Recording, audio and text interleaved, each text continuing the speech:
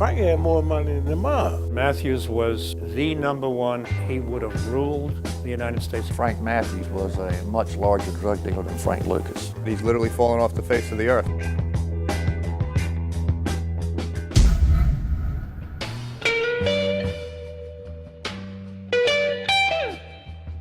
We were hustling and trying to make a living here in Durham. I was working at a supermarket. He was working over in North Durham. Received a call down to the old Farm Exchange Poultry Department. Saw a young black male running through the woods behind some houses. We arrested him for stealing chickens that day. All of us were trying to make a nickel and a dime to keep ourselves going. When the cold wind comes, it lives in New York City. In the 1970s, we had a heroin problem in the country, definitely in New York City. A river of money is flowing because business is so good. It was a gangster town, you know, nobody wanted to go to New York City. What evolved here, he took over. He was a guy that had great leadership skills and knew how to control a product, make distribution all along the East Coast, and control an organization through violence and intimidation. A state senator from Baltimore, and Frank had him killed.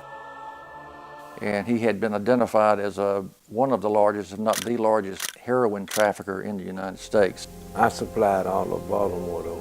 Baltimore alone, on millions. He had given $1 million to a friend to hold. And he said, Frank, when you gonna come get that money? He said, I'll come get it in a week or so.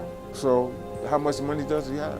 He put $4 million on the table, and he says, let me see if you can match this. A lot of people looked up to Frank for probably all the wrong reasons. Listen, you could pick any car you want in the driveway. He said you could pick one of my cars. In that sense, he was very nice to me. Even though what he was doing was wrong, you know, he made it possible for a lot of people to have a lot of things. And if it wasn't for him, I wouldn't have finished my last year of law school. Frank was a Robin Hood. They really believed in this guy. And he hated the Italians because they hated the blacks. And his goal was to unite and form a family where they cut out the Italian mafia. Castellano and certainly Three Fingers Brown would have wanted him killed. Paid the cost to be the boss. We never had a solid lead on Frank Matthews.